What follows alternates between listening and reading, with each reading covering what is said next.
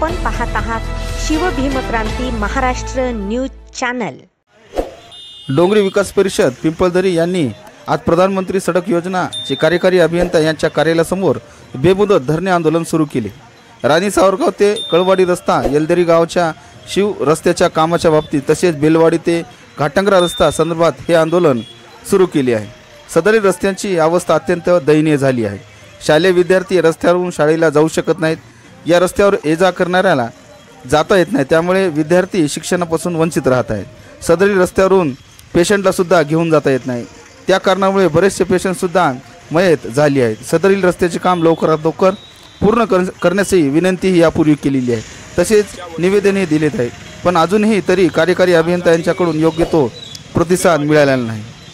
तशी कामाची ही गती अजूनही मिळाली नाही, म्हणून दामपुरी, गोळवाडी, तांडा, उगडेवाडी, कर्लेवाडी, उमाटवाडी, डुमनरवाडी, उंबरवाडी, बेलवाडी, पांढरेवाडी, राणी सावरगाव, पिंपळदरी, आनंदवाडी या गावांचे सरपंच तसेच ग्रामस्थ मिळून जवळपास 150 ग्रामस्थ यांनी एक दिवसाचे लाक्षणिक उपोषण करण्यात आले आहे। सदरील उपोषण ज्ञानोबा मुंडे यांच्या प्रमुख मार्गदर्शनाखाली करण्यात येत आहे। राणी सावरगाव ते गवळवाडी रस्ता झाला पाहिजे, बेलवाडी ते घाटंगरा रस्ता झाला पाहिजे आणि दामपुरीच्या कमानीपासून ते दामपुरीच्या लातूर जिल्ह्याच्या बॉर्डरपर्यंत रस्ता झाला पाहिजे।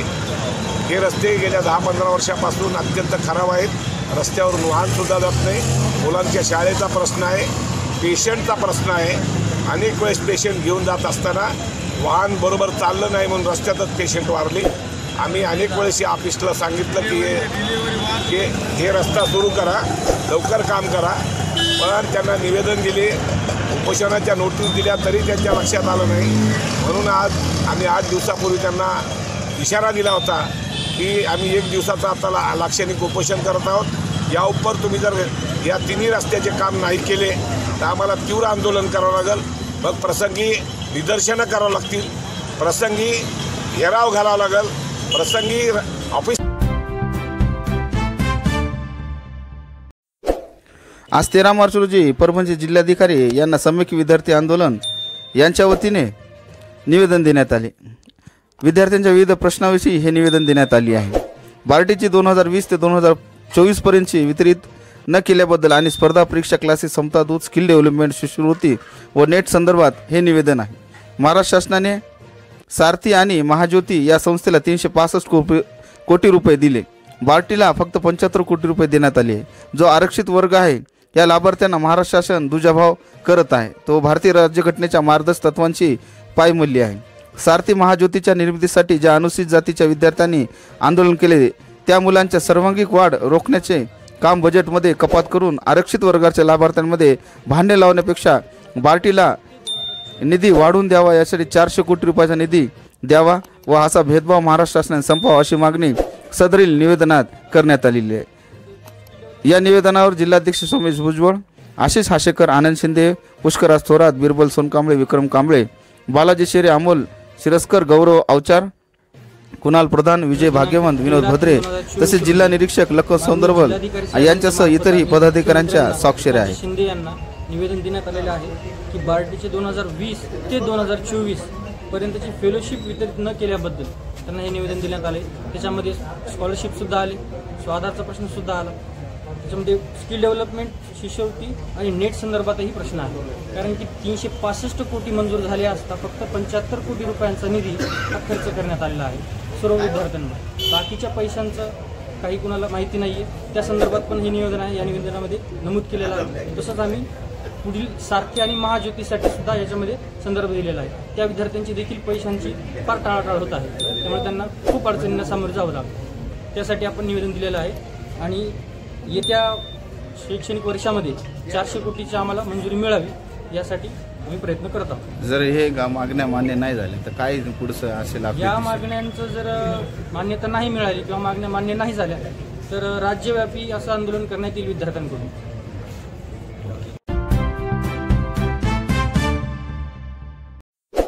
पोलीस हक्क संघर्ष संघटना यांच्या वतीने 1 दिवसीय धरणे आंदोलन करण्यात आले।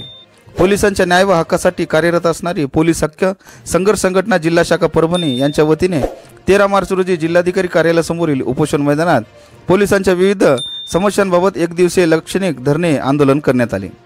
महिला कर्मचारी ट्रॅफिक सेवा बजावत असताना त्यांना वॉशरूमची व्यवस्था करून देण्यात यावी, पोलिसांच्या कामाची कालमर्यादा 8 तासात करण्यात यावी, पोलीस कर्मचाऱ्यांच्या पाल्यास मोफत शिक्षण देण्याची सुविधा करावी, पोलीस कर्मचाऱ्यांना महाराष्ट्रातील सर्व रुग्णालयामध्ये मोफत उपचारासाठी सुविधा करून देण्यात यावी, पोलिसांना राहण्यासाठी 2 BHK प्रमाणे राहण्याची घराची सुविधा करून देण्यात यावी, पोलिसांच्या रिक्त पदे तात्काळ भरती करण्यात यावी यासह अन्य मागण्यांसाठी हे एक दिवसीय धरणे आंदोलन करण्यात आले। यानंतर जिल्हाधिकारी परभणी यांना संघटनेच्या पदाधिकाऱ्यांनी निवेदनही सादर केले। दिवस धरणे आंदोलन केलेलं आहे। याच्यामध्ये प्रमुख मागण्या अशा आहेत की सर्वप्रथम महिलांची जे 12 तासाची ड्युटी आहे ते 8 तासावर करण्यात यावी आणि 2 नंबर असा आहे की त्यांचं जे काम करत आहे शौचालयाची त्यांनी जागोजागी त्यांची बांधणी करावी, महिला कर्मचाऱ्यांना अडचण येऊ नये। आणि तिसरी गोष्ट आहे, जर महिला पुरुष असतील किंवा दोन्ही आई वडील जर नोकरीला असतील तर त्यांच्या मुलांसाठी त्यांनी एकत्र ड्युटी करावी, जेणेकरून त्यांच्या मुलांचा म्हणजे आई वडिलांच्या प्रेमापासून अलिप्त राहणार नाही, कारण ते आमच्यासाठी अहोरात्र परिश्रम करतात। पण एक माणूस म्हणून त्यांना पण त्यांच्या मुलांवर प्रेम करण्याचा आई वडिलांचा हक्क त्यांनाही भेटावं। आणि अशी एक मागणी आहे की त्या ड्युट्या आहेत त्यांच्या महिला कर्मचारी आहेत रात्रीच्या ज्या ड्युट्या आहेत त्यांच्या रात्रीच्या ड्युट्या बंद करण्यात यावी। आणि महिला कर्मचारी वर्ग आहेत त्यांना फार अनेक समस्या असतात, त्या प्रत्येक वेळी मुलांना घरी आई विना मूल कसं वाढते हे आम्हाला माहीत आहे, तर त्या ड्युट्या करतात। त्या ड्युट्याच्या ह्याच्यामध्ये मुलांना त्यांच्या मुलांच्या सोयीसाठी त्यांना कुठेतरी जवळच असं ड्युटी करण्यात यावी, अशी आज आम्ही एक दिवस धरणे आंदोलन केलेलं आहे। हे महाराष्ट्र शासनाने याची दखल घ्यावी आणि पोलीस कर्मचारी हे अहोरात्र प्रयत्न करणारे आहेत। आम्ही त्यांच्या पाठीमागे कायमस्वरूपी उभे राहणार आहे। आज 13 मार्च रोजी कला शिक्षक यांच्या वतीने जिल्हाधिकारी यांना निवेदन देण्यात आले आहे। शासनाच्या पवित्र पोर्टलमध्ये कला शिक्षक या पदाचा समावेश करावा। सध्याच्या शिक्षक भरतीच्या पवित्र पोर्टलमध्ये कला शिक्षक हे पद दिसून येत नाही। शालेय विद्यार्थ्यांच्या सर्वांगीण विकासासाठी कला शिक्षक हे पद अतिशय महत्त्वाचे आहे, ज्यामुळे विद्यार्थ्यांच्या सुप्त कलागुणांना विकास होऊन तो विद्यार्थी कलेमुळे जीवनात आनंदी व समाधानी होत असतो। कलाविषयी अनेक रोजगाराच्या व्यवसायाच्या संधी उपलब्ध असताना शालेय पवित्र पोर्टलमध्ये गेल्या अनेक वर्षांपासून कला शिक्षक पद उडवण्यात आलेले आहे। कला शिक्षकांच्या जागा या मागील 7 वर्षापासून रिक्त आहेत। या रिक्त जागेवर काही संस्थाचालक इतर शिक्षकांच्या जागा भरताना दिसत आहेत।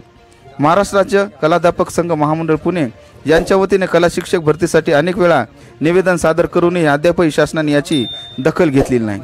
तरी शासनाच्या पवित्र पोर्टलमध्ये कला शिक्षक हे पद घेण्यात यावे असे परभणी जिल्हाधिकारी यांना निवेदनात दिलेले आहे। महाराष्ट्र राज्य कलाध्यापक संघ महामंडळ पुणे जिल्हा शाखा परभणी यांच्या वतीने हे निवेदन सादर करण्यात आलेले आहे। या निवेदनावर जिल्हाध्यक्ष केशव लगड, सचिव अतुल सामाले, DS सोनकवडे, शेख जाहीर उमेर, चंद्रकांत गरुड आदी पदाधिकाऱ्यांनी स्वाक्षऱ्या केलेल्या आहेत। शाळेच्या स्तरावरच विद्यार्थी आत्मसात करू शकतो, त्यामुळं शासनानं या कला शिक्षकाकडे पूर्ण दुर्लक्ष केलं आहे। आणि म्हणून काय की आम्ही आज सन्मान्य जिल्हाधिकारी परभणी यांना निवेदन दिलंय की पवित्र पोर्टलमध्ये प्रथम कला शिक्षक पद हे निर्माण करावं आणि त्यामधून मग कला शिक्षकाची भरती होईल, ही आमची मागणी आहे।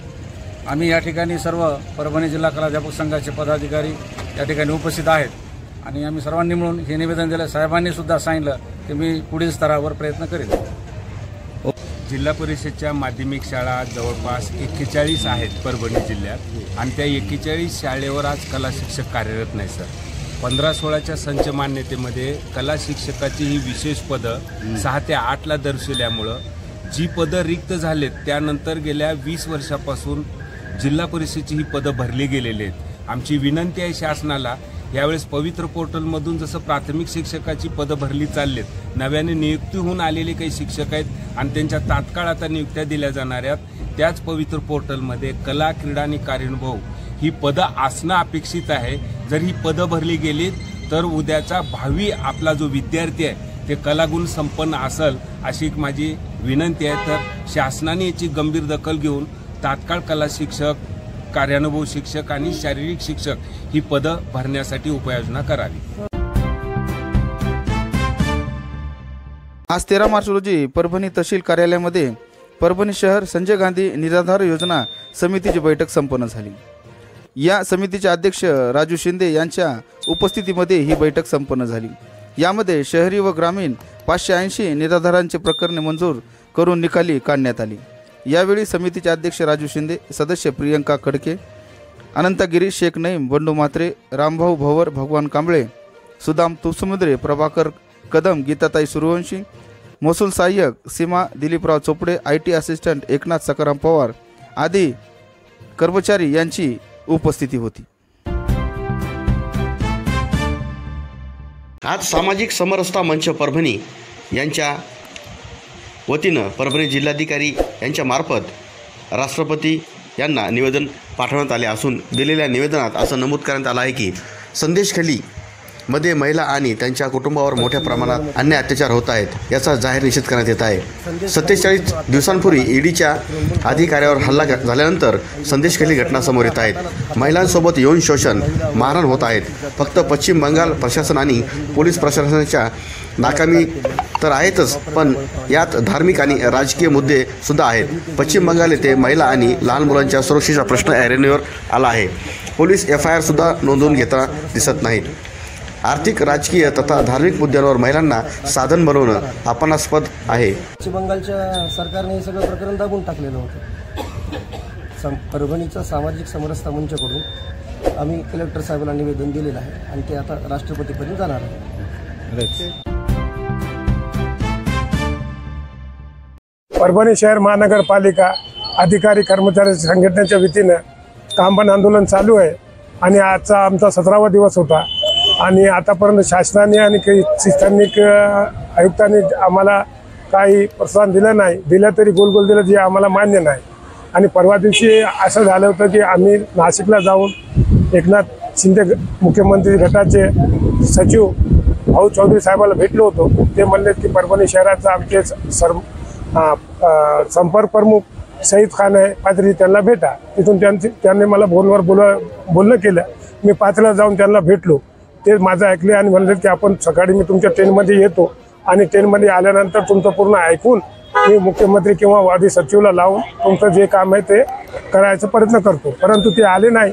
त्याने त्याच्याऐवजी प्रतिनिधी पाठविलं आणि त्या प्रतिनिधींना येऊन पाणी गिनी त्यांना वाटलं की आमचा आमरण उपोषण आहे। त्यांनी पाणी गिनी वाचलं आणि त्यांनी मिटलं समजून आम्हाला आयुक्त मॅडमकडे नेलं। मला आयुक्त मॅडमकडे समज जे पॉईंट होते त्यांनी ते पूर्ण केलेले नाही आणि त्यामुळे आमचं आंदोलन चालू आहे आणि चालू राहील। थँक्यू।